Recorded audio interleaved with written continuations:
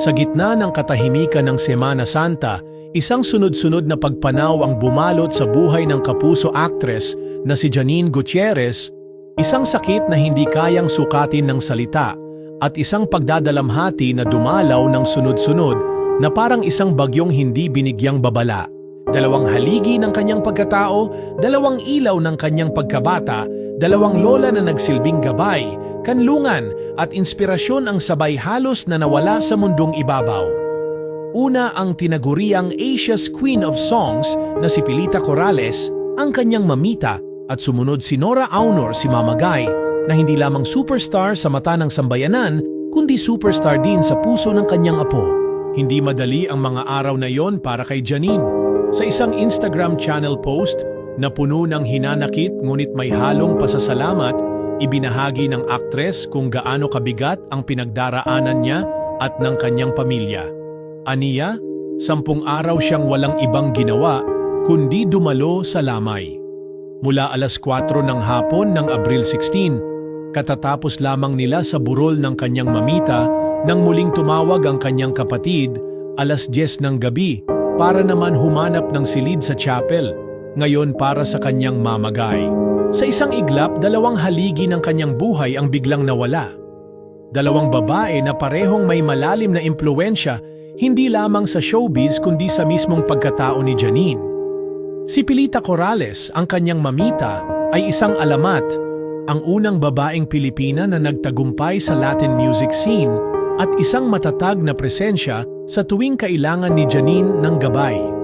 Si Nora Aunor naman, si Mama Guy, ay isa sa pinakamahalagang personalidad sa kasaysayan ng pelikulang Pilipino, ngunit para kay Janine, siya ay simpleng lola, may mga yakap, may mga kwento, may halakhak na nagbibigay aliw sa puso ng batang minsang nangangarap. Ang sakit ng pagkawala ay hindi kayang pantayan ng kahit anong pagkilala o kasikatan. Sapagkat sa puso ng isang apo hindi artista ang kanyang mga lola, ina ang tingin niya sa kanila, kanlungan, payapa at tahanan. Kaya naman ang mga larawang lumabas sa social media kung saan makikita si Janine sa gitna ng mga lamay, nakasuot ng itim, nakayuko sa lungkot at nakayakap sa kanyang mga kapatid ay sumasalamin sa tunay na pagdadalamhati. Isang malalim na katahimikan, isang pagtanaw ng pasasalamat at isang pagtatagpo ng lumbay at pagmamahal. Sa kanyang pag-amin, sinabi ni Janine na mahirap at hindi kapani-paniwala ang lahat. It's been difficult and even unbelievable, ani niya, kasabay ng pasasalamat sa mga taong hindi bumitaw sa kanila.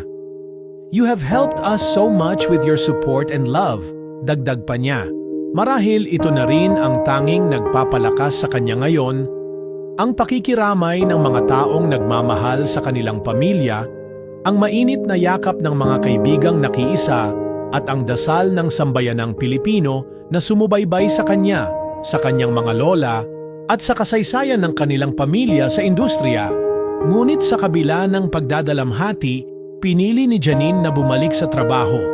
Isang desisyong hindi madali, ngunit marahil ay paraan niya upang patuloy na parangalan ang alaala ng 2 babaeng siyang humubog sa kanyang paninindigan at pangarap. Ang kanyang pagbabalik ay hindi nangangahulugang nakakalimot, kundi isang paraan ng pagpapatuloy. Isang hakbang na puno ng tapang at pagmamahal. Isang pagpapatunay na ang alaala ng kanyang mamita at mamagay ay mananatiling buhay sa bawat kilos, sa bawat salitang binibigkas, at sa bawat karakter na ginagampanan niya. Hindi madaling tanggapin ang pagkawala ng 2 mahal sa buhay, lalo na kung ang mga ito ang nagsilbing haligi ng pagkatao mo.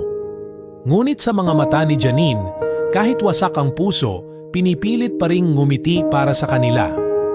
Para kina Mamita at Mama Guy, na ngayon ay magkasama na marahil sa isang mas mapayapang lugar, dala-dala ni Janine ang kanilang alaala sa puso, sa damdamin at sa bawat tagumpay na mararating pa niya.